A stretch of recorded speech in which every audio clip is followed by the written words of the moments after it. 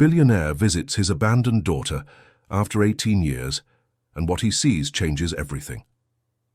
Richard Morrison held the small bouquet of white daisies with trembling hands as he stared at the worn wooden door. 18 years had passed since he made the most cowardly decision of his life, and now time was running out to correct the mistake that haunted him every night. When the door opened, it revealed a young woman pregnant by about 8 months, with brown hair tied in a simple bun and worn clothes that couldn't hide her natural beauty. She stared at him with confusion, clearly not recognizing him, but Richard identified her immediately by the small crescent moon-shaped birthmark on her forehead, exactly like the one his late wife had. "Good afternoon, miss, I am—" he began, but his voice failed. "Can I help you? Are you lost?" she asked, placing a hand on her hip and showing some impatience. The man took a deep breath. He wore a suit that cost more than the annual income of that entire neighborhood in rural Kentucky, but he felt smaller than ever. "My name is Richard Morrison. I am your father." The woman narrowed her eyes and took a step back. "My father is quite dead, thank you. And now excuse me, I have things to do," she replied, making a move to close the door. "Wait," he said, extending the flowers. "Please, just give me a few minutes. I know you have every right to send me away, but I need to talk to you. I am very sick, Faith." She stopped mid-motion. No one had called her by that name in many years. Everyone in town knew her only as Belly, an affectionate nickname she got as a child. "How do you know my real name?" she asked, suspicious. "Because I chose it myself. Faith Marie Morrison. You were born on March 15th, 1987, at 3:47 in the morning, at St. Vincent Memorial Hospital in Lexington. You weighed 2 pounds and 800 grams and had the darkest hair I had ever seen." Richard's words made Faith stagger slightly. That information was too precise to be made up. "My adoptive parents told me you had died in a car accident when I was 2, she murmured, her voice almost inaudible. "They lied to you, or rather they invented a story less painful than the truth." Faith felt her legs weaken. She held onto the doorframe and took a deep breath, trying to process the information. "And what is the truth then?" she asked, already knowing she wouldn't like the answer. Richard lowered his head, unable to meet his daughter's gaze. "The truth is that I abandoned you. Your mother passed away in childbirth, and I was a coward who couldn't look at you without remembering her. I gave you to a good family and ran from my responsibility." The silence that followed was deafening. Faith felt her blood boil in her veins and an ancient anger, which she didn't even know existed, awaken in her chest. "You abandoned me," she repeated, as if testing how the words sounded. "Abandoned me because you were a coward." I was, and I still am in a way. But now I have no choice. The doctors gave me at most 6 months to live. Pancreatic cancer, very advanced. And I can't leave without at least trying to ask for forgiveness. Faith leaned against the wall, feeling the weight of the baby in her belly and the intensity of that revelation. Part of her wanted to slam the door in his face immediately, but another part, perhaps moved by curiosity or the need for answers that had always tormented her, hesitated. "1 hour," she said finally. "You have 1 hour before Derek gets home from work. After that, you leave and don't come back." Richard nodded quickly, grateful for any opportunity. "You can come in, but wipe your feet on the mat. This house is humble, but it's clean." The interior of the small house revealed a simple yet tidy environment, walls of exposed brick painted light blue, few but well-kept pieces of furniture, and photographs that told the story of a life built without him. Richard observed every detail, trying to absorb 18 lost years in a few minutes. "Have a seat in the armchair. Would you like some coffee?" offered Faith, more out of politeness than desire. "I'll have some, thank you." While she prepared the coffee, Richard studied the photographs on the shelf. Faith as a child in the arms of a simple, smiling couple. Faith as a teenager at her high school graduation. Faith as an adult on her wedding day with a tall, dark-haired young man with a frank smile. "They were good parents to you," he commented when she returned with 2 steaming mugs. "The best I could have had. Mrs. Margaret and Mr. Harold gave me everything I needed: affection, an education, values. I never lacked anything important." The sentence carried an implicit criticism that did not go unnoticed by Richard. "Except the presence of your biological father," he added bitterly. "Exactly. Except that." Faith sat on the sofa, keeping a safe distance. Her hands rested protectively on her belly, an unconscious gesture of protection that Richard noticed immediately. "When is she due?" he asked, trying to break some of the tension. "Late January. It's a girl. We've already chosen a name, Beatrice." "Beatrice," repeated Richard, savoring the name. "It's beautiful." "It's the name of Derek's great-grandmother. His family has a tradition of honoring their ancestors." The way she emphasized the word family was not subtle, and Richard felt the blow. "Faith, I know you have no reason to listen to me, but I need you to know that not a single day has gone by that I haven't thought of you." "Thinking is easy," she retorted. "Acting is hard. You're right, I was a coward. But I want you to know that I always looked after you from afar." Faith raised an eyebrow, skeptical. "What do you mean?" "The tuition for the private school you attended, the computer and English courses, the bank account opened in your name when you turned 18. All of that was from me." The information hit Faith like a punch to the stomach. For years, her adoptive family had said an anonymous benefactor had provided scholarships for her. "You're lying," she whispered. Richard took a leather folder from the bag he had brought and handed it to her. Inside were receipts, transfer records, letters of recommendation signed by him under different pseudonyms. The lawyer who handled this was named Thomas Henderson. You must remember him, a tall man with a mustache, always very formal. Faith remembered Dr. Thomas perfectly. He would appear twice a year, always with good news about scholarships and opportunities. "So, you always knew where I was. You always knew how I lived," she said, her voice laden with an emotion she couldn't define. "I received monthly reports. I knew about your grades, your friendships, your boyfriends. When you got hurt playing volleyball at 15, when you won the essay contest in school, when you met Derek." Tears began to stream down Faith's face. A mixture of anger, sadness, and confusion overwhelmed her. "But you never came. You never showed your face to talk to me in person. I was afraid of ruining your life. You seemed so happy, so well cared for. I thought my presence would only complicate things." "Then why now? Why now that I'm married, pregnant, building my own family?"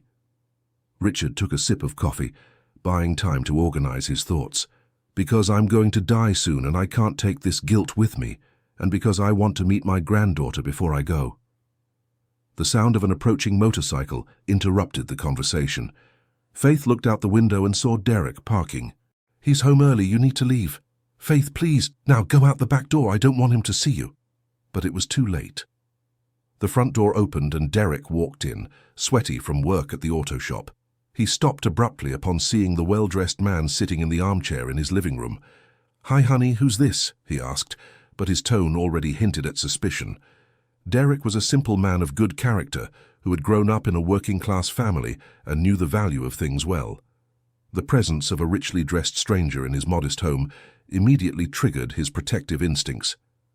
"Derek, this is—" Faith hesitated, not knowing how to introduce Reynaldo. "Richard Morrison," the man said himself, standing up and extending his hand. "I'm Faith's father."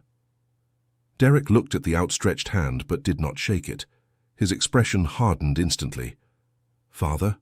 What father? Faith's father died years ago. Who are you really?" "Derek, calm down. Derek? He really is my father." "My biological father," intervened Faith, seeing the tension rising in the room. "What's going on?" Derek sat down heavily on the sofa next to his wife. "Faith, what is this story?" Over the next few minutes, Faith quickly recounted to her husband everything she had discovered. With each word, Derek's expression grew darker. "So you abandoned her when she was a baby, and now you show up out of nowhere," he said, staring at Richard with hostility. "I know how bad this looks." "Looks bad? Man, you're the kind of person I despise most in the world. A father who abandons his child is like a man who hits a woman. There's no excuse." Dear listener, if you're enjoying the story, please take a moment to like and especially subscribe to the channel. It really helps us who are just starting out. Now continuing. Derek, please, begged Faith, holding her husband's arm. No, Faith. That guy may have all the money in the world, but he has no right to show up here and mess with you, especially now that you're pregnant. Richard remained standing, respecting Derek's authority in his own home. You have every right to hate me. I deserve that and much more, but I didn't come here to cause trouble. I just wanted to talk to her once before I die. Die? Derek raised an eyebrow. Cancer. 6 months. Tops, Richard explained briefly. Derek looked at Faith, who nodded, confirming the information. Look, I'm sorry about your health problem, but that doesn't give you the right to show up here and mess with my wife's head. She's already been through a lot in life. She doesn't need this confusion now. Richard nodded, respecting the young man's stance. I understand your position perfectly. If I had a daughter and a stranger showed up claiming to be her father, I'd react the same way. Then you'll understand when I say it's better for you to leave and not come back, said Derek, standing up. Wait, Derek, Faith intervened. Let him finish speaking. I still have many questions. Faith, don't you see this guy could be lying? Rich people will do anything when they want something. It could be some kind of scam. Derek's observation made Faith think. Indeed, she had no way to prove Richard was who he said he was, beyond the documents he had brought, which could be forged. How can I be sure you really are my father? She asked. Richard returned to his briefcase and pulled out a yellowed photograph. It was a picture of a young woman holding a small baby in a hospital. This is your mother, Lydia, holding you a few hours after you were born. It's the only photo I have of the two of you together. Faith took the photograph with trembling hands. The woman in the picture had exactly the same eyes she saw in the mirror every day, and the birthmark on the woman's forehead was identical to her own. My mother, she whispered, delicately touching the image. Lydia Fernandez Morrison. She was a math teacher. We met in college and married right after graduation. She wanted to have many children. She said the house would only be complete with the sound of children running through the halls. Tears streamed down Faith's face. Her whole life she had wondered who her biological parents were, and now she finally had a face and a name for her mother. How did she die? She asked, though she feared the answer. Childbirth complications. The doctors did everything they could, but she lost too much blood. She managed to hold you in her arms for a few minutes, gave you a kiss on the forehead, and said you would be a strong and determined girl, just like her. Derek watched the scene in silence. Even though he distrusted Richard's intentions, he couldn't deny that the emotion on his wife's face was genuine. And why didn't you raise me yourself? Asked Faith, drying her tears. Because I was a 24-year-old starting businessman who didn't even know how to change a diaper. I worked 16 hours a day trying to grow the company. Every time I looked at you, I saw Lydia and felt despair.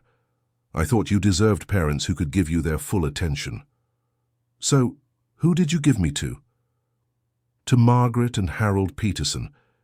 They had been trying to have children for 8 years without success.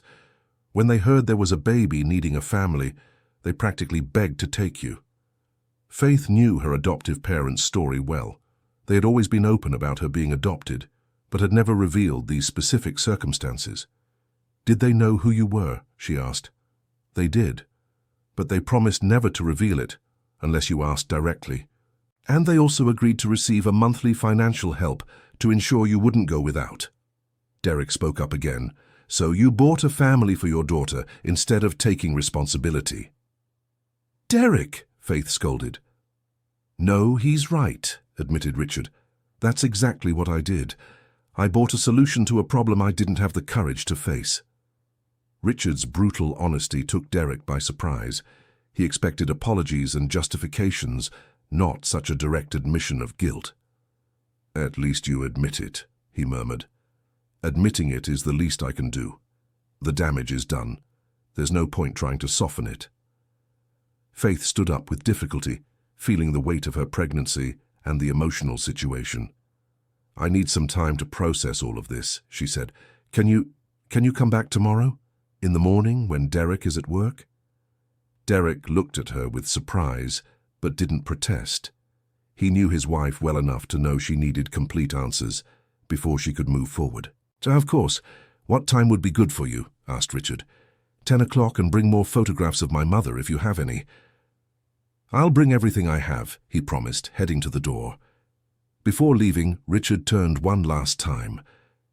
"Faith, I know I have no right to ask for anything, but I want you to know I regret the decision I made every single day. If I could turn back time, I would have been the father you deserved." "But you can't turn back time," she replied calmly. "None of us can." After Richard left, the couple sat in silence for a few minutes, processing everything that had happened. "What are you thinking?" asked Derek finally.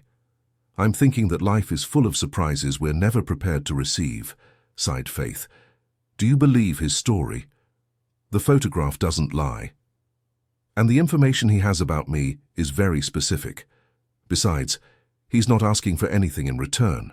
If it were a scam, he would have already made some proposal." Derek nodded, agreeing with his wife's logic. "And how do you feel knowing he always knew about you, but never showed up?"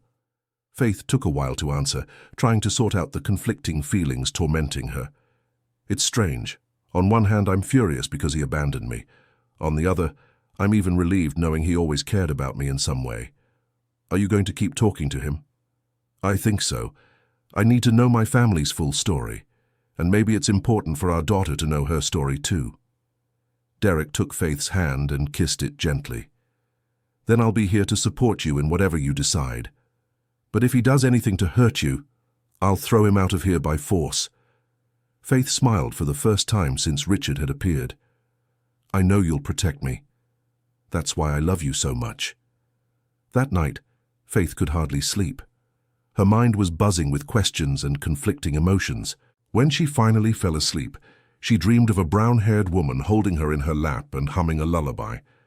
The next morning, Derek left for work earlier than usual, leaving a loving kiss on his wife's forehead and a note for her to call if she needed anything.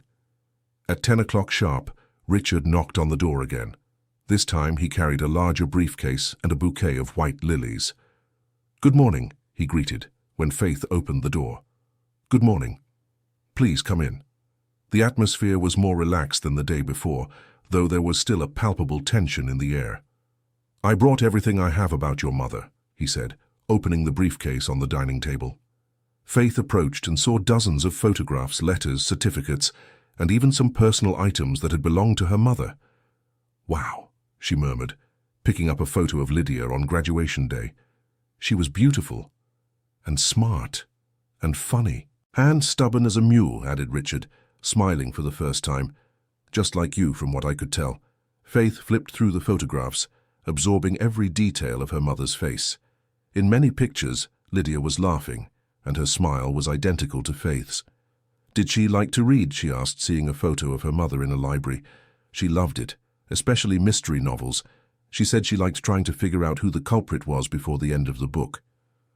"I like that too," murmured Faith, surprised by the similarity.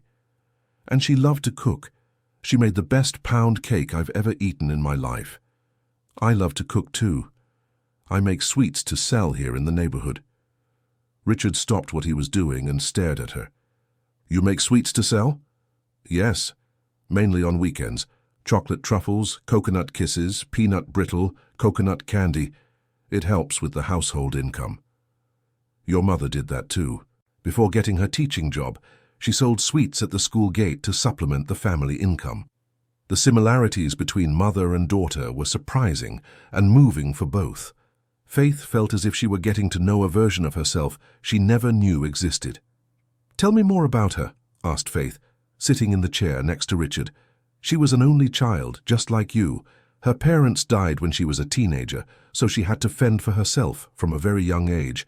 That's why she was so determined and independent." "How did you meet?" "In business school. I was studying business management and she was studying math education. We met in the library, fighting over the last copy of a statistics book." Richard smiled at the memory. "She said she needed the book for a test the next day, and I said I did too. So she suggested we study together. We spent the entire night studying and talking. When day broke, I was already completely in love. And her? Did she fall in love right away too? No. She thought I was too full of myself at first. It took 3 months for her to agree to go out with me on a real date. Faith laughed, imagining the scene of her mother resisting her father's charms. But then she gave in. And when Lydia gave in to something, it was with her whole heart and soul. She never did anything halfway. Just like me, murmured Faith, recognizing her own personality in the description. Exactly like you. When I saw how you stood up to Derek yesterday, defending your right to talk to me, even though you were angry, I thought, that's definitely Lydia's daughter. They spent the entire morning looking over photographs and telling stories. Richard narrated the 2 years of dating, the simple but emotional wedding, the plans they made for the future, and Lydia's joy when she discovered she was pregnant. She used to talk to you when you were still in my belly. Every night she would put her hand right here, he pointed to Faith's belly, and tell you about her day. And what would she say? She said you would be a brave girl who wouldn't be afraid to fight for what was right, that you would be kind like her, but firm when necessary. Faith felt a deep emotion taking over her chest. It was as if, even after 18 years, her mother's words still found a way to reach her. Did she get to choose my name? She was the one who chose it. She said she wanted a name that meant strength and optimism. Faith was perfect. And if it had been a boy? Thomas, like my father. Faith touched her belly unconsciously, thinking of the daughter she carried. Do you want to meet your granddaughter? She asked, surprising herself with the question. Richard stopped shuffling the photographs and stared at her with teary eyes. More than anything in the world. She is going to be named Beatrice. Beatrice Fernandez Carter, after my mother. Beatrice Fernandez Carter, repeated Richard, moved. It's a beautiful name. Would you like to feel her moving? Richard hesitated, as if unsure he deserved that privilege. If you allow it. Faith took his hand and placed it on her belly, right where the baby usually kicked the hardest. As if sensing the new presence, Beatrice moved immediately, giving a vigorous kick. Richard let out a staggered sigh, feeling the life pulsing within his daughter. She's strong, he murmured. Just like her mother and grandmother, replied Faith, smiling. It was at that moment that they both heard a familiar voice from outside the house. Faith, are you in there, dear? It was Mrs. Margaret, her adoptive mother, who usually visited her every Wednesday. Faith and Richard looked at each other, suddenly aware of the delicate situation they were in. It's my mother, whispered Faith. What do I do? You decide, replied Richard. If you want me to slip out the back. Before Faith could answer, Mrs. Margaret had already opened the door and come in, as was her habit. Dear, I brought that homemade cough syrup you... She stopped abruptly upon seeing Richard. Mrs. Margaret was a petite but imposing woman, around 60 years old, with greying hair in a bun and keen eyes that missed no detail. Good afternoon, she said, clearly surprised by the stranger's presence.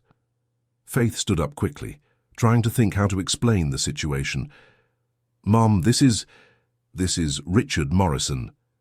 Mrs. Margaret narrowed her eyes, analyzing the well-dressed man. Something about his name and appearance seemed familiar to her. Morrison? She repeated, thoughtful.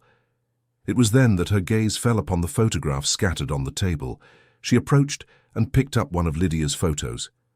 Oh, my Lord, she murmured, bringing her hand to her chest.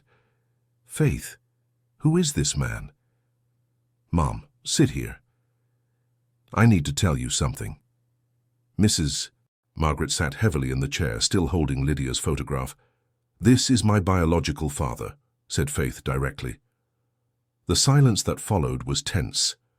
Mrs. Margaret looked alternately at Richard and at the photograph, clearly trying to process the information. The biological father, she repeated slowly. The one who abandoned me. Yes, Mom, it's him. Mrs. Margaret rose from the chair with an agility that surprised everyone and faced Richard with contained fury. You have the nerve to show up here after 18 years? Mrs. Margaret. Don't you Mrs. Margaret me. Do you know how much this girl suffered wondering why her parents didn't want her? How many times she cried when she saw other children with their real parents? Mum, please calm down, intervened Faith. Calm, Calm, Faith. This man abandons you like you were a dog on the road, and now shows up here wanting what? Richard remained silent, accepting the deserved scolding. You have every right to be angry with me, he said finally. I made the most cowardly choice a man can make. Coward is an understatement. You were a spineless man who didn't have the guts to take responsibility. Mom, Faith stood up with difficulty. Stop it. He may have abandoned me, but you and Dad always knew who he was and never told me. Mrs. Margaret stopped talking abruptly, realizing she had revealed more than she intended. What? Asked Faith. You knew who he was all this time? Faith, dear. Answer me, Mom. Did you know? Mrs. Margaret sighed deeply and sat down again. We knew, yes. He would show up from time to ask how you were, always from a distance without showing himself to you. What do you mean? How many times? A few times. At your graduations, at your 15th birthday, at your wedding. He always stayed in the back, watching. Faith felt her legs weaken. It was too much information to process at once. He was at my wedding? He was, confirmed Mrs. Margaret. He stayed at the back of the church in a dark suit. He left before the end of the ceremony. Faith turned to Richard, who had lowered his head. Is this true? Yes. I was there. I saw you walking down the aisle in your white dress, radiant with happiness. And I saw how Derek looked at you, as if you were the most precious thing in the world. Why did you never approach? Because you seemed so happy without me. I didn't want to ruin anything. Mrs. Margaret huffed, clearly irritated. Happy without you? Faith, tell him how many nights you spent awake, wondering if you had done something wrong for your parents not to want you. Mum, you don't need to. Yes, I do. He needs to know. Tell him about that phase when you were 12, when you thought if you were a perfect daughter, maybe your real parents would come back to get you. Mrs. Margaret's words hit Richard like knife stabs. He had never considered how his absence might have psychologically affected his daughter. I didn't know, he murmured. Of course you didn't know, because you never really tried to find out. You were content to send money and get reports, as if she were an investment you wanted to monitor from afar. The analogy was crude but too accurate to be denied. You are right, admitted Richard. I was a coward in every sense. Dear listener, if you are enjoying the story, please take a moment to like and especially subscribe to the channel. It really helps us who are just starting out. Now continuing. Faith observed the discussion between her adoptive mother and her biological father with conflicting feelings. On one hand, she was grateful that Mrs. Margaret defended her so vigorously. On the other, she was beginning to understand that the situation was more complex than she had imagined. Mom, why did you never tell me you knew who he was? Asked Faith. Margaret sighed, looking alternately at her daughter and at Richard. Because we promised him we wouldn't tell unless you asked directly, and also because we were afraid. Afraid of what? Afraid that you would want to leave with him if you found out he was rich and powerful. Mrs. Margaret's admission revealed a deep insecurity that Faith had never perceived. Mum, did you really think I would abandon you? You were our only daughter, Faith, the light of our lives. The thought of losing you terrified us. Faith approached her adoptive mother and held her hands affectionately. Mum, you are and always will be my true parents. Nothing and no one would change that. Even now that he has appeared? Asked Mrs. Margaret, visibly emotional. Even now. He may be my biological father, but you were the ones who raised me, educated me, loved me every day of my life. Richard watched the scene with a mixture of admiration and melancholy. It was clear that Faith had been deeply loved and well cared for, which was all he could have wished for her. But it was also impossible not to feel a twinge of envy for the intimacy she shared with her adoptive parents. Mrs. Margaret, he said, addressing the woman with respect, I want you to know that I am eternally grateful for what you did for Faith. You gave her everything I wasn't able to give. Mrs. Margaret stared at him for a long moment before answering. We didn't do it for you. We did it because she deserved to be loved. I know, and that's why I chose you. I knew you would love her like a true daughter. And we did. from the first day she arrived in our home. She was our daughter in our hearts. What was she like as a child? Asked Richard, taking advantage of the lull in the tension. She was a little girl, too clever for her age, replied Mrs. Margaret, smiling for the first time. She asked 1,000 questions a day and wouldn't rest until she understood everything perfectly. Just like her mother, commented Richard, and stubborn. Good Lord, how stubborn that girl was. If she decided she wanted something, there was no human force that could make her give up. I see that hasn't changed, said Richard, looking at Faith with a smile. And she had a habit of taking care of everyone. If she saw an injured dog on the street, she'd bring it home. If there was a child crying at school, she'd go comfort them. She was always very sensitive to the suffering of others. Did she always know she was adopted? Asked Richard. Always. From a young age, we explained to her that she was born in the hearts of other parents, but was raised in our hearts. We never hid anything. Except the identity of the biological parents, Faith pointed out. Except that, agreed Mrs. Margaret. And now I see that perhaps it was a mistake. It wasn't a mistake, Mom. You did what you thought was best for me. I understand that. The sound of a knock at the door interrupted the conversation. Faith went to answer and found Mr. Anthony, the 70-year-old neighbor who lived next door. Faith, dear, can you lend me a little sugar? My wife's grandson arrived unexpectedly and she wants to bake a cake. Of course, Mr. Anthony. Come in for a minute. The elderly man entered and stopped when he saw the gathering in the living room. Sorry, I didn't know you had company. I'll come back later. No need to leave, Mr. Anthony. This is my father. Your father? But didn't your father die years ago? My adoptive father did die, yes. This is my biological father. Mr. Anthony looked at Richard with curiosity and then at the photographs on the table. Morrison, he murmured, thoughtful. Richard Morrison. Yes, confirmed Richard. Do we know each other by any chance? Not personally, but I know who you are. You're the owner of that big agricultural equipment factory, aren't you? I was. I sold the company last year. My goodness. Faith, did you know your father is one of the richest men in the state? Faith looked at Richard with surprise. She had noticed he had money by his clothes and his posture, but she hadn't imagined he was that rich. Rich how? She asked. Honey, his company employs more than 3,000 people. He's always in the business newspapers. The information created a new awkwardness in the room. The social difference between them became even more evident. Why did you sell the company? Asked Faith. Because I discovered the illness and realized I had no one to leave the business to when I passed. All the employees received a shareholding. Now the company belongs to them. And the money from the sale? It's saved. I intended to leave a part for you and your family, if you'd allow it. Faith stood up abruptly, clearly upset. I don't want your money. Faith, I don't want it. I don't need money tainted with guilt. My family may be humble, but we have dignity. It's not guilt money. It's just what any father would leave for a daughter. Any father leaves it for a daughter he raised and educated, not for a daughter he abandoned. Faith's firmness impressed everyone present. It was clear she had inherited not only her mother's appearance, but also her strong personality and her solid values. I understand your position, said Richard respectfully, and I completely respect it. Mrs. Margaret watched her daughter with pride. Despite all the complexity of the situation, Faith maintained her dignity and her principles intact. But I would like you to at least consider accepting some help for Beatrice's future, added Richard, a college fund for when she grows up.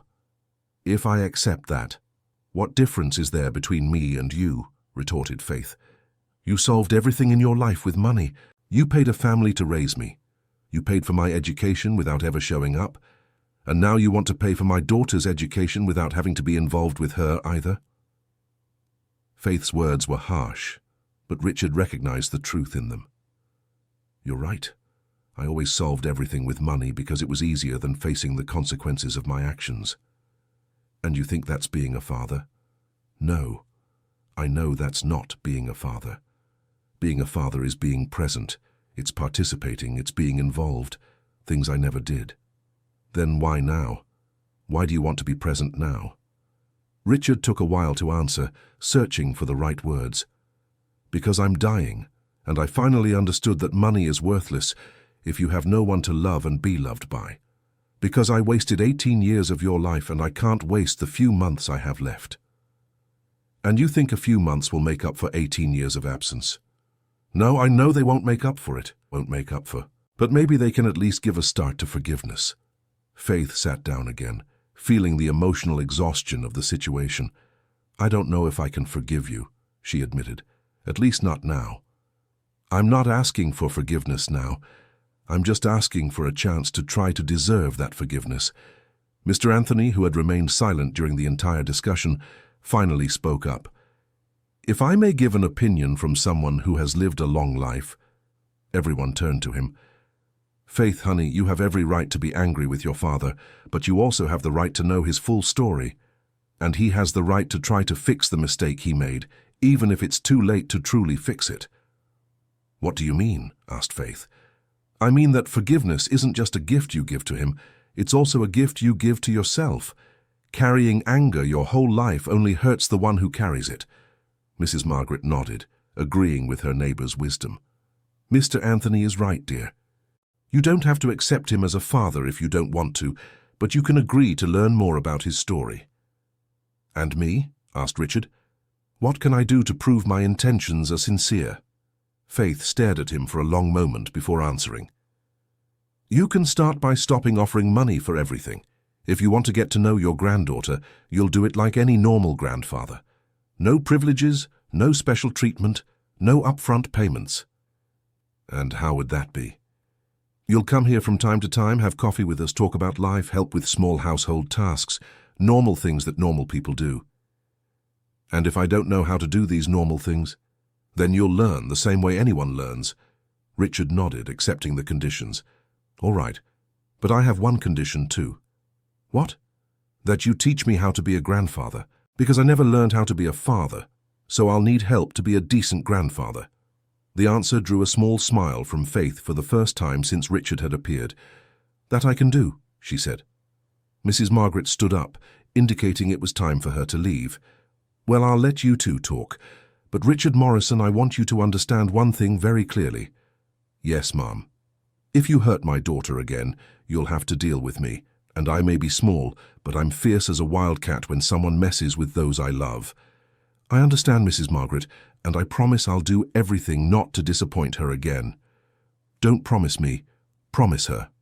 Richard turned to Faith and looked her in the eyes. Faith, I promise I'll do everything to be worthy of the chance you're giving me. I hope so, she replied, because there won't be a third chance. After Mrs. Margaret and Mr. Anthony left, Faith and Richard were alone again. The atmosphere was less tense than the day before, but there was still much to discuss. Can I ask a question? Said Faith. Of course. How did you find out where I lived? Dr. Thomas always sent me detailed reports. He kept a close eye on your life. And is he still alive? He died 3 years ago, cancer too. Was he the one who told you about my pregnancy? Yes. In the last report he sent before he got sick, when I found out you were expecting a daughter, I knew I couldn't postpone this conversation any longer. And if you weren't sick, would you have shown up anyway? Richard thought carefully before answering. Honestly, probably not. I probably would have kept hiding behind the reports and the financial contributions. At least you're honest. At this point in my life, honesty is all I have left. Faith settled better in her chair, feeling Beatrice move in her belly. She's kicking a lot today, she commented. Can I feel again? Faith hesitated only for a moment before nodding. Yes. Richard approached and placed his hand gently on her belly. She's very active, he said, smiling as he felt the movements. The doctor says it's a sign she's healthy. Beatrice is eager to be born. When was the last checkup? Last week. Everything is on track for a normal delivery. And have you chosen the hospital? The maternity ward here in town. It's simple, but the doctors are good. Richard made no comment about the facilities or offered better alternatives, respecting the decision they had made. Is Derek excited to be a father? Very. He's already preparing her little room, painting everything light yellow. And every night he talks to her through her belly. And you? How do you feel about becoming a mother? I'm nervous but excited. I always wanted to have children, but I was waiting until we were in a more stable financial situation. Didn't you plan the pregnancy? Not exactly. It happened a bit sooner than we expected, but we were very happy anyway. And how is it going financially? No, Faith cut in firmly. Remember our talk? No money. Sorry, it's just that I worry the way a normal person would worry. Asking if everything is okay, offering practical help, not financial. You're right. I'm still learning how to act like a normal person. What do you mean? When you have a lot of money, you get used to solving everything by buying solutions. Need medical help? Buy the best health plan. Need education? Pay for the best school. Need security? Hire bodyguards. You stop dealing with the real problems and just push them down the road with money. And how did you live then? Alone. Very alone. Surrounded by employees but with no real friends. With a lot of material comfort, but zero emotional comfort. Did you never get involved with anyone again after my mother? I had a few relationships, but nothing serious. I always sabotaged everything when things got too intimate. I was afraid of getting attached and losing again. So you weren't just afraid of being a father, you were afraid of loving. Faith's observation was accurate and painful. Exactly, and it cost me everything that was truly important in life. They talked for another 2 hours, with Faith asking questions about Richard's life and him reciprocating with curiosity about hers. Gradually, the initial hostility gave way to a curious caution. When Derek arrived from work, he found the two talking calmly about the differences between life in the countryside and in the capital. "Hi, honey," he greeted, kissing Faith's forehead. "How was your day?" "It was enlightening," she replied. Derek greeted Richard with a polite but distant nod. "Derek," said Faith, "I told Richard that you work as a mechanic." "That's right. I have a small shop here downtown, mostly motorcycles and economy cars." "Must be interesting work," commented Richard, genuinely curious. "Yeah, I like working with my hands, solving practical problems. Every vehicle that comes in is a different challenge." "And how did you learn the trade?" "My father was a mechanic too. Since I was little, I'd be at the shop with him, watching and helping. When I turned 18, he gave me a share in the business." "And now the shop is yours?" "Yes. My father retired 2 years ago and left me running everything alone. It's not a fortune, but it provides a decent living."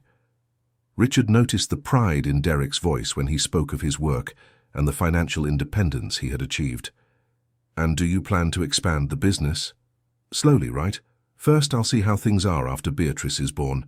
Faith helps a lot with the administrative part, but when she's taking care of the baby, I'll have to reorganize." "Does Faith work at the shop?" "She does. She handles all the estimates, accounting, supplier relations. She has a very good head for numbers." "Just like her mother," commented Richard. "Lydia was also excellent with math." Derek nodded, remembering the stories Faith had told about her biological mother. "Yeah, Faith told me about her profession." The weather was milder, but Derek still maintained a cautious stance. It was evident he was willing to be polite, but not necessarily receptive. "Well, I think I'd better be going," said Richard, sensing it was time to give the couple some space. Can you come back tomorrow?" asked Faith, surprising even herself again. "If you don't have other plans, of course." "I have no plan more important than this," replied Richard sincerely. "Then come for lunch. I'll make that chicken with okra my adoptive mother taught me." "It would be an honor," he said, standing up. Before leaving, Richard turned to Derek. "Derek, I know you have no reason to trust me, but I want you to know I deeply respect what you've built with Faith. You have something I never knew how to value when I had the chance." Derek stared at him for a moment before answering, "Thank you for acknowledging that. And, well, if Faith wants to give you a chance, I'll respect her decision. But I'll be watching." "I wouldn't expect anything less," replied Richard, extending his hand. This time Derek shook the offered hand. That night Faith and Derek talked at length about the day's events. "How are you feeling?" asked Derek, lying beside his wife. confused. On one hand, I'm still angry at him for abandoning me. On the other, I'm starting to understand the situation was more complicated than I imagined. How so? He didn't abandon me because he didn't want me. He abandoned me because he couldn't handle his own pain. It's different. But the result was the same, right? It was, but the intentions weren't. And I think intentions matter. Derek reflected on his wife's words. And do you believe he's changed? I think facing death makes people rethink a lot of things. He seems sincere when he says he regrets it. And how do you want this to continue? I want to give him a chance to meet Beatrice, not as the father he never was to me, but as the grandfather he could be to her. And with me? What about the situation with me? With you, nothing changes, Derek. You are my husband, Beatrice's father, the love of my life. He's just a part of my past I need to resolve. Derek kissed his wife's forehead, reassured. Then I'll support you in this decision, but at the first strange thing he does, I'll kick him out. I know you'll protect me, murmured Faith, snuggling into her husband's chest. Always, he promised. In the following days, Richard established a routine of visits. He would arrive at lunchtime, talk with Faith about various subjects, help with small household tasks, and gradually got to know the couple's neighbors and friends. It was during one of these visits that the first significant incident happened. Faith was in the kitchen preparing lunch when she felt a strong contraction. She leaned on the counter, breathing deeply. "Are you okay?" asked Richard, who was drying the dishes. "I think so. It was just a contraction. Sometimes it happens." But 5 minutes later, another contraction came, even stronger. "Faith, how many weeks along are you?" asked Richard, concerned. 32 weeks. There are still 2 months left." "But these contractions are very regular. Shouldn't you call the doctor?" "Maybe you're right." Faith went to the phone and called the office of Dr. Henry, her obstetrician. After explaining the symptoms, he asked her to go to the hospital immediately for an evaluation. "The doctor wants me to go to the hospital now," she said, clearly worried. "Is Derek at the shop?" asked Richard. "He is. And the car is at the shop too, with a radiator problem. I'll take you."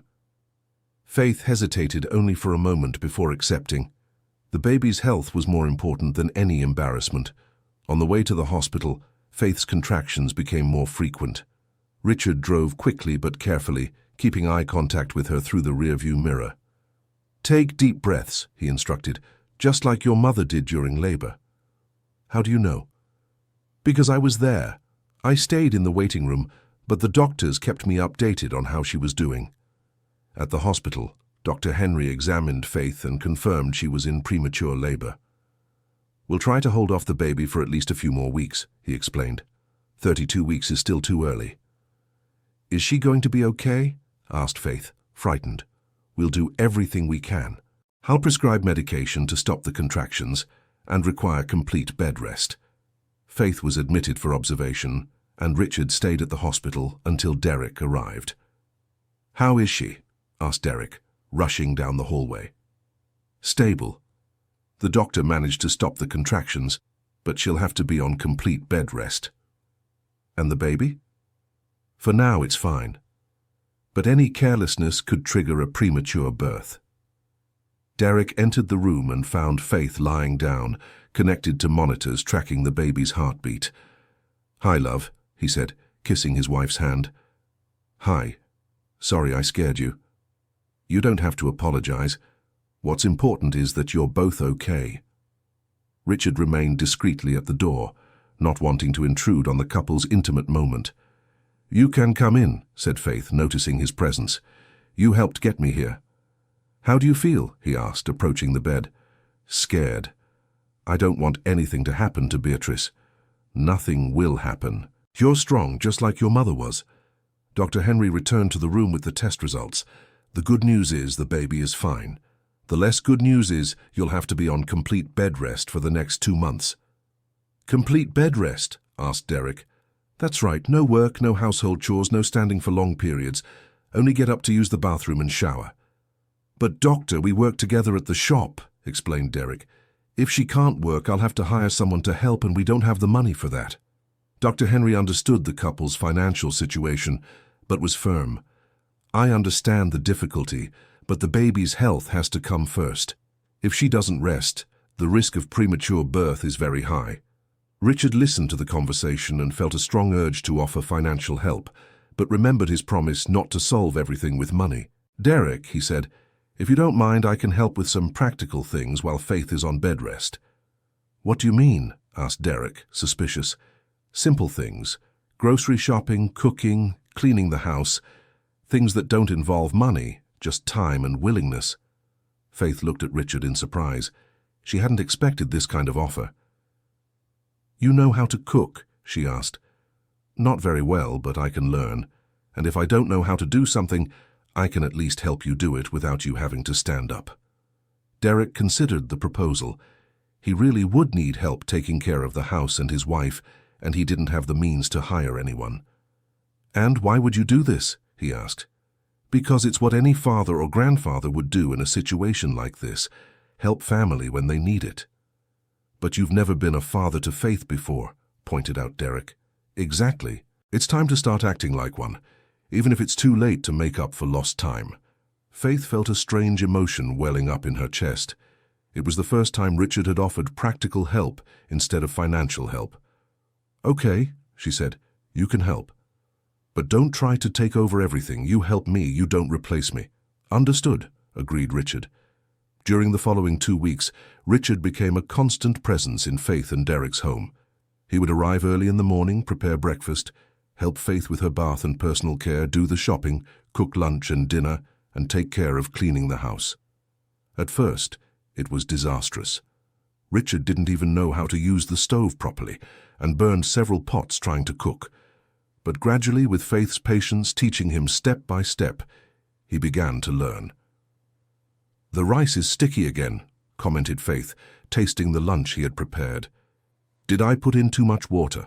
asked Richard, frustrated. "You did. And you forgot to saute the garlic before adding the rice." "Why do you have to saute the garlic first?" "Because it adds flavor. Without sautéing, it has no taste at all." "That's too complicated." "It's not complicated. You're the one who never needed to learn. Tonight you'll try again and I'll guide you."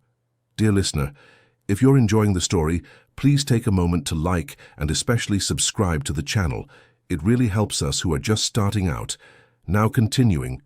Derek watched Richard's culinary attempts with a mixture of amusement and admiration. It was obvious the man was completely out of his element, but he was genuinely trying to learn. "I never thought I'd see a billionaire trying to peel potatoes," he remarked one evening as the three of them dined. "Ex-billionaire," corrected Richard. "And you're right. 6 months ago, if someone told me I'd be here learning to cook, I'd have laughed in their face." "And how does it feel doing these things?" asked Faith. "At first, it was frustrating. I didn't understand why such simple things were so hard for me. But now I think I'm starting to understand." "Understand what?" "That there's a satisfaction in taking care of the people you love that has nothing to do with money. When I make a good meal for you, or when I clean the house and leave everything organized, I feel useful, in a way I've never felt before." "Before you didn't feel useful?" asked Derek. "I felt powerful, influential, respected because of the money, but useful, in the sense of really making a difference in people's lives. No." "And now do you feel you're making a difference?" asked Faith. "You tell me. Am I really helping, or just getting in the way?" Faith and Derek exchanged a look before answering. "You are helping," admitted Faith. "And more than that, you're learning to be a normal person. What was I before? You were a rich man. Now you're becoming a person." Faith's observation struck Richard deeply. For the first time in decades, he felt he was living a real life instead of just managing a fortune. "Can I confess something to you?" he said. "Of course," they replied in unison. "Despite all the difficulty, these are the best weeks I've lived in my adult life." "Why?" asked Derek. "Because for the first time I'm waking up every day knowing someone needs me. Not my money, not my influence. Me, as a person." "And how does that feel?" "It's terrifying and wonderful at the same time. It's terrifying because I don't know if I'm good enough. And it's wonderful because it makes me feel truly alive." It was during these weeks of daily living that the three began to form a kind of unlikely family. Richard wasn't exactly accepted as a father, but he had earned a place as a close and trustworthy person. "Can I ask you a personal question?" said Derek one night as they washed the dishes together. "Sure. Why did you never remarry after Lydia?" "I tried a few times, but I always sabotaged everything when it got too serious." "What do you mean, sabotaged?" "I'd pick fights over any little thing, emotionally distance myself.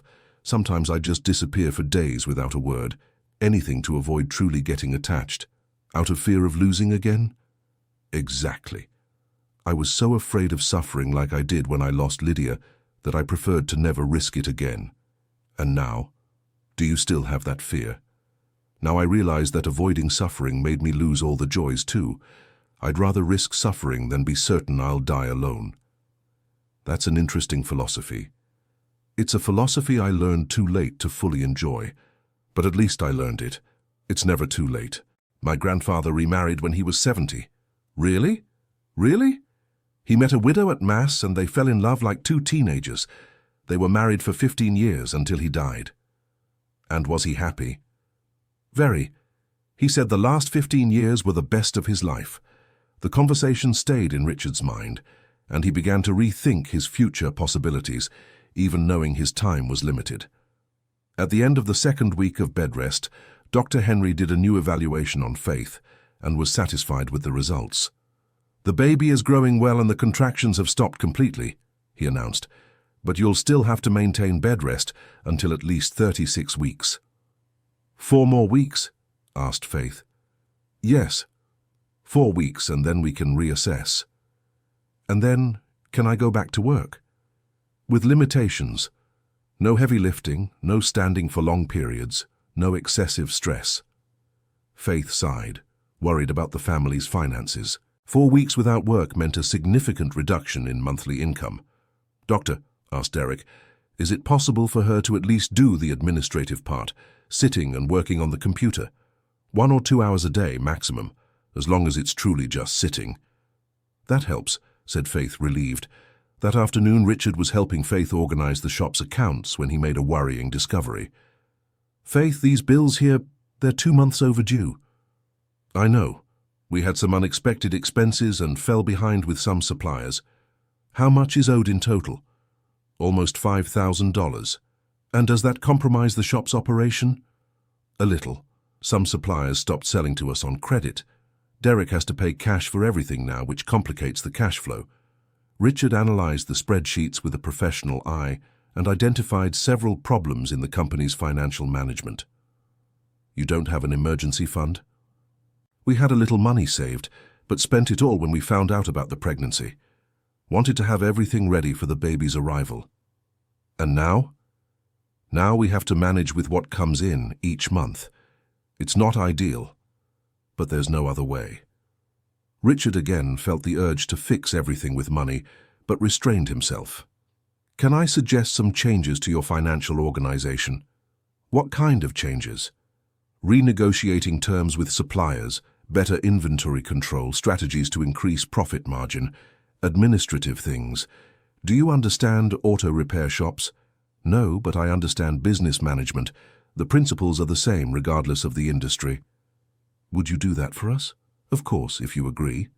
Derek arrived from work and found Richard and Faith bent over spreadsheets and calculators. "What are you two doing?" he asked. "Richard is helping to better organize the shop's finances," explained Faith. "How so?" Richard showed Derek his analyses and suggestions. He had identified ways to reduce costs, improve inventory turnover, and increase the profit margin without compromising service quality. "These changes could increase monthly profits by up to 30%, explained Richard. 30%? How? "Mainly by eliminating waste and improving efficiency. For example, you buy some parts in smaller quantities than ideal, which drives up the unit cost. If you buy in larger quantities, you get a significant discount." "But we don't have the money to buy in larger quantities." "Yes, you do. It's a matter of reorganizing your working capital.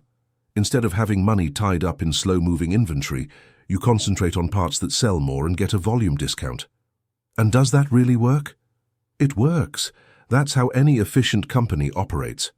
Derek studied Richard's spreadsheets, and was impressed by the sophistication of the analysis. "You did all this in one afternoon?" "I did. It's what I do best." "And why are you doing this for us?" "Because it's the only way to help you without offering money directly." Derek smiled for the first time since he had met Richard. "You know you're weird, right?" he said. "How so?" asked Richard, confused. "You have the easiest solution in the world at your fingertips, giving money, but you choose the hardest way to help. Faith taught me that the easy way isn't always the best way." "And you agree with that?" "Now I do. Giving money would solve your problem, but it wouldn't teach you anything. Helping you solve the problem yourselves makes you stronger for the future." "That's very paternalistic," observed Derek. "Is it?" asked Richard, genuinely surprised. "Yes. You're thinking about our long-term well-being, not a quick fix." "I never thought of it that way." "Maybe you're learning to be a father even 18 years late," said Faith, smiling.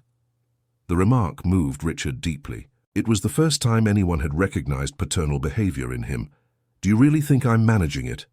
"You are," confirmed Derek.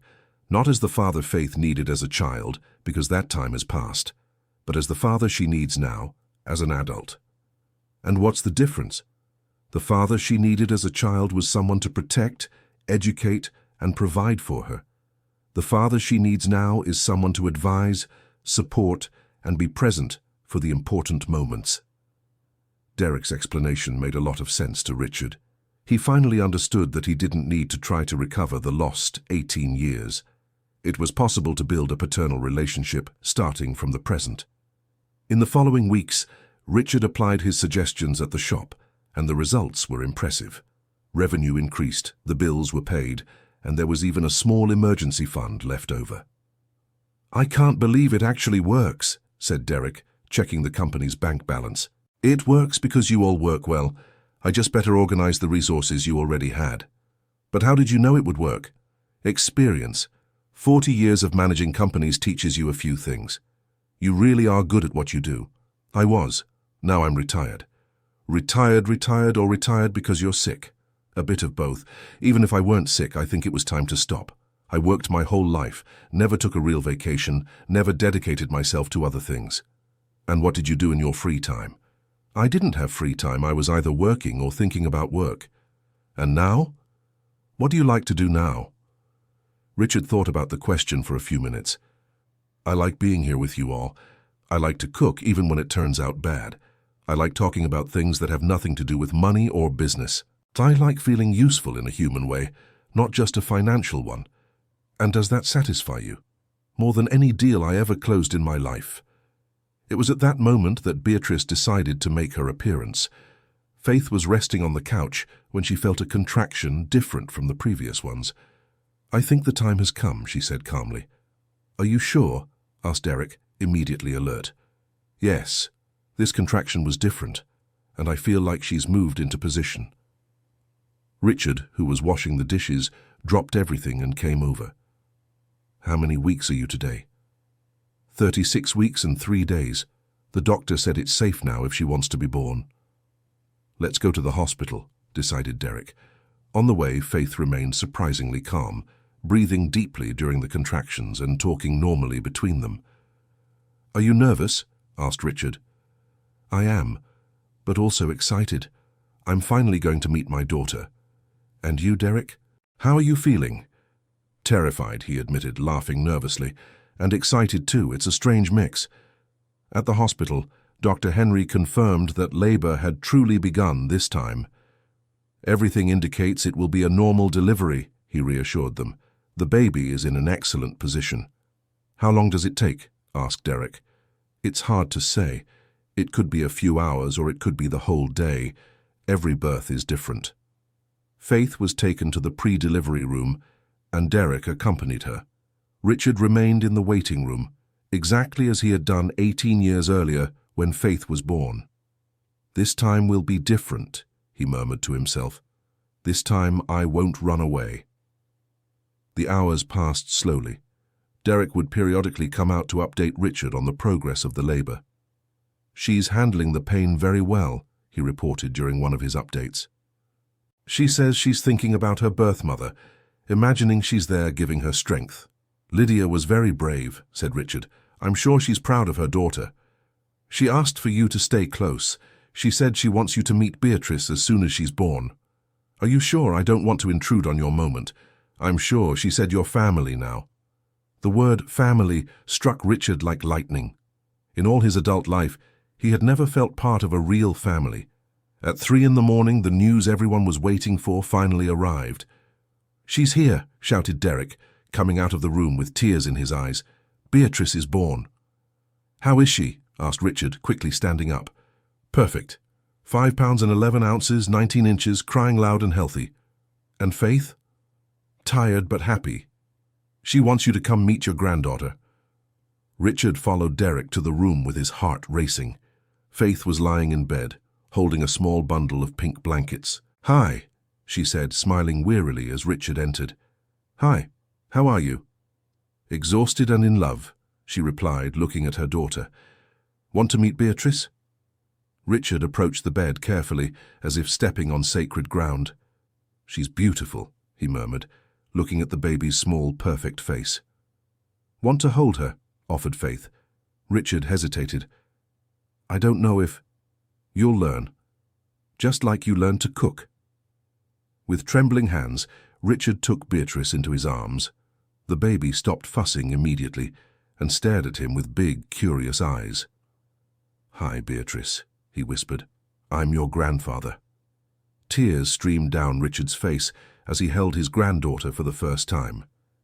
It was a completely new feeling, a mix of unconditional love, instinctive protection, and pure joy. "She has your mother's eyes," commented Faith. "And Derek's nose," added Richard. "You think so?" asked Derek, coming closer to get a better look. "I'm sure, and look at these little hands. She's going to be strong like you." Beatrice snuggled into Richard's arms as if she had known him for a long time. It was as if an instant connection had been established between grandfather and granddaughter. "It seems she liked you," observed Faith. "Is that possible?" asked Richard, amazed. "It is. Babies sense people's energy, and you're emanating a lot of love right now."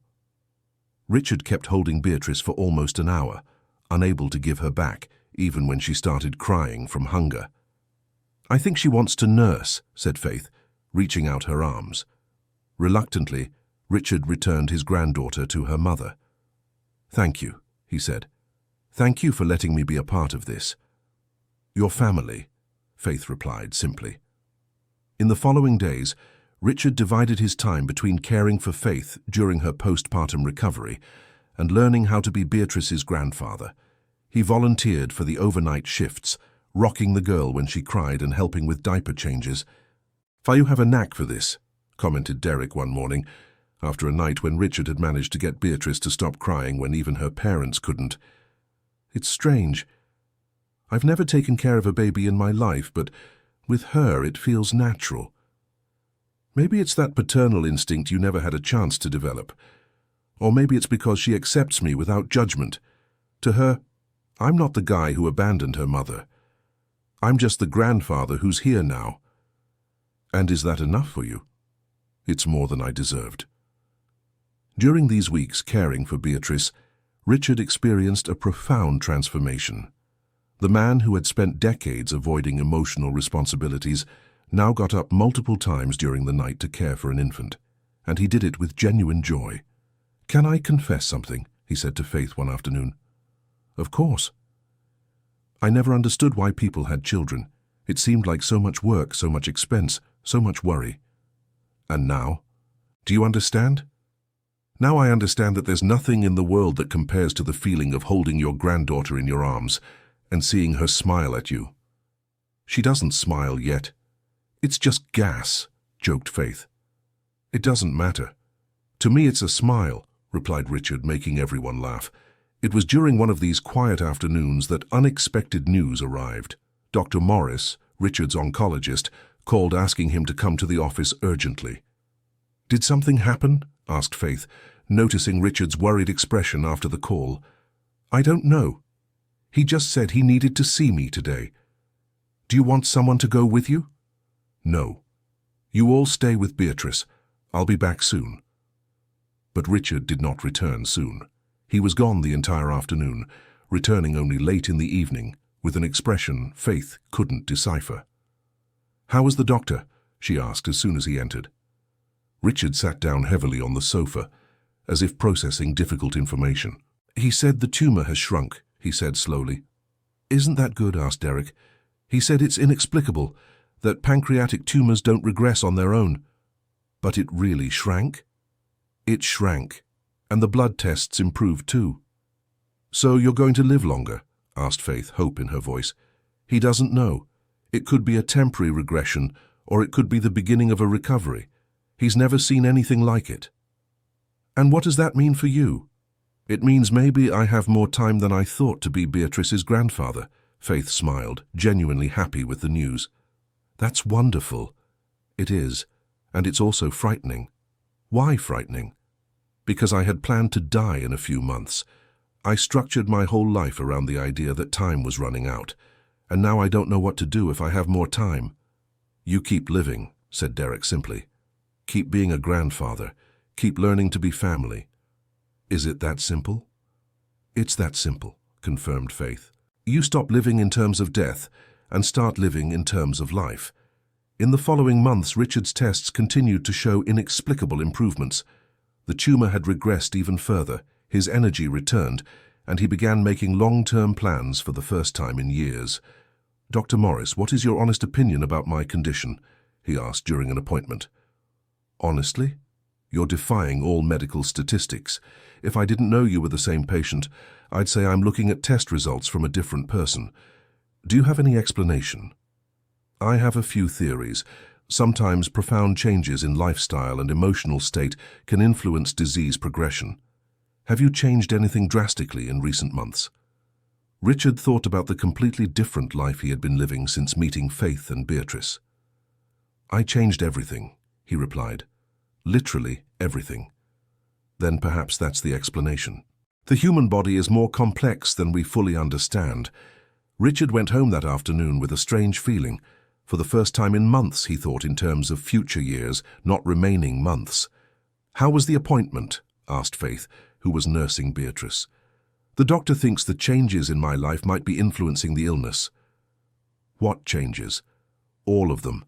Living here, taking care of you both, having Beatrice in my life. He thinks finding a life purpose may have strengthened my immune system." "And do you believe that?" "I know I feel more alive now than I have in decades. If that can influence health, then yes, I believe it." Faith smiled, adjusting Beatrice to burp. "You mean Beatrice saved your life?" "Beatrice and you, and Derek too. You all gave me a reason to fight." "So you're staying?" "If you'll have me, I'm staying as long as possible." "Of course we want you. Beatrice needs her grandfather." It was at that moment that Beatrice, as if understanding the conversation, stretched her tiny hand toward Richard. He offered his index finger, and she held it with surprising strength. "I think she's saying she wants me here," he said, moved. "She is," confirmed Faith. "And so do we." 6 months later, Richard had completely settled into the family routine. He had rented a small house on the same street to maintain his independence but stay close. Every morning he had coffee with Faith and Derek, helped with Beatrice, and contributed to the shop using his business experience. "You know what's funny?" he said one Sunday morning, as they all had coffee together. "What?" asked Derek. "I spent my whole life chasing grand successes, and the greatest achievement of my life is managing to get my granddaughter to sleep without crying." "And you feel fulfilled by that?" asked Faith. "More fulfilled than with any deal I ever closed." Beatrice, now 6 months old, clapped her little hands in her high chair and babbled sounds that Richard insisted were attempts to say, "Grandpa." "She's not trying to say Grandpa," Faith would say. "She's just making baby noises." "Yes, she is. Look here, Beatrice. Say Grandpa for him to see." Beatrice would look at Richard and let out a ba-ba-ba that he interpreted as the closest a 6-month-old could get to Grandpa. "See? She's almost there," he insisted proudly. Derek and Faith exchanged amused looks. It was evident Richard had transformed into a completely doting grandfather. and they found it adorable. "And how are the plans for the new shop?" asked Faith. In recent months, with the improved management Richard had implemented, Derek's shop had prospered so much they were planning to expand to a larger location. "I found a good spot on Main Street," replied Derek. "Bigger, better located, with space for 2 more employees." "And financially? Can you afford it?" asked Richard. "We can. If the projections you made are correct, we can pay the new rent and still have better profits. It will work out. Trust the numbers." "I trust you," said Derek, a sentence that would have been unthinkable months ago. The transformation in the relationship between Derek and Richard had been gradual but consistent. What began as cautious tolerance had evolved into mutual respect, and later into something close to genuine friendship. "Can I confess something to you, Richard?" said Derek. "Of course. At first I thought you were going to try to buy our affection or try to change our life into something you thought was better." "And I tried," admitted Richard, "at least mentally. But you held back. Faith taught me that giving people what we think they need isn't always the same as giving them what they really need." "And what do you think we really needed?" "Someone who respected the life you built instead of trying to replace it with something better. And now, do you respect our life?" "I not only respect it, I envy it. You have something I never knew how to build, a real family." "You are part of this family now," said Faith. "I am?" asked Richard, as if he still couldn't quite believe it. "You are. Not as the father I never had, but as the grandfather my daughter has, and as the person who helps us when we need it." "And is that enough for you?" "It's more than enough. It's perfect." It was at that moment that Beatrice let out a clearer sound. "Grandpa." Everyone stopped talking and looked at her. "She said Grandpa," exclaimed Richard, standing up quickly. "She really did," confirmed Faith, surprised. "Beatrice, say it again. Say Grandpa for Mommy to see." Beatrice looked at Richard and repeated, "Grandpa." Richard picked up his granddaughter and covered her with kisses, moved beyond words. "Her first word was Grandpa," he said with tears in his eyes. "Actually, the first word was Mama," corrected Faith. "I didn't hear that. For me, the first word was Grandpa," insisted Richard, making everyone laugh. That night, after Beatrice fell asleep and Derek went to rest, Faith and Richard stayed talking on the house's porch. "How do you feel about everything that happened?" she asked. "You mean about having abandoned you and then coming back?" "About everything. About your life, about our family, about the future." Richard thought carefully before answering. "I feel like I woke up from a very long sleep. For 40 years I lived on autopilot, making money and accumulating things without ever stopping to think about what really mattered. And what really matters? This right here, being present in the lives of the people we love, being useful in a human way, leaving a legacy that isn't measured in money. Do you regret anything?" "I regret taking so long to learn these lessons, but I don't regret having learned them, even if late." "And about abandoning me? Do you still regret that?" "Every day. But I also understand that if I hadn't abandoned you, you wouldn't have grown up with Mrs. Margaret and Mr. Harold, and maybe you wouldn't have become the amazing woman you are today." "Do you think everything happened the way it was supposed to?" "I don't know if it was supposed to, but I know it happened in the way that allowed us to get here, and here is a good place." "It's a very good place," agreed Faith. They stayed silent for a few minutes, watching the stars in the clear country sky. "Can I ask you a question?" said Richard. "Of course. Have you really forgiven me, or do you still feel angry at me sometimes?" Faith took a while to answer. "I think forgiveness isn't something that happens all at once. It's something you choose to do every day. Some days it's easier. Other days I still feel a twinge of anger when I think about how it could have been different. And today? How do you feel today?" "Today I feel grateful. Grateful that you showed up, that you tried to fix what could be fixed, that you became a better person, and mostly grateful that my daughter has a grandfather who truly loves her. I love her more than I thought it was possible to love someone." "I know, and she knows it too. Do you see how she smiles when she sees you arrive?" I do, and it's the best part of my day. Then everything is right between us. It's not a fairy tale happy ending, but it's an honest and true ending. It's more than I deserved, said Richard. It's exactly what we all deserve, corrected Faith. A chance to be better people, a family that accepts us, and unconditional love. 1 year after this conversation, during Beatrice's first birthday, Richard gave a speech that moved everyone present. 2 years ago I was dying, he began, holding Beatrice in his lap. Not just because of the illness, but because of the empty life I was living. When I showed up at your doorstep, I thought I was doing Faith a favor by giving her the chance to say goodbye. In truth, you were the ones doing me a favor, giving me the chance to finally learn what family is. Go on, Grandpa, said Faith, wiping away tears. This little girl here, he kissed Beatrice's head, taught me that love isn't measured by how long it lasts, but by how much of yourself you give while it does. And all of you. He looked at Faith, Derek, Mrs. Margaret, Mr. Harold and the neighbors present. Taught me that it's never too late to start truly living. All those present applauded, moved. Thank you for letting me be part of this family, he concluded. Thank you for giving me the chance to be the man I always should have been. End of story. Now tell us what you thought of this story and where you're watching from. If you have something to share with us, leave it in the comments with sincere words. Do you believe Faith made the right decision by giving her father a chance? We would love to read your opinion. Thank you so much for your company.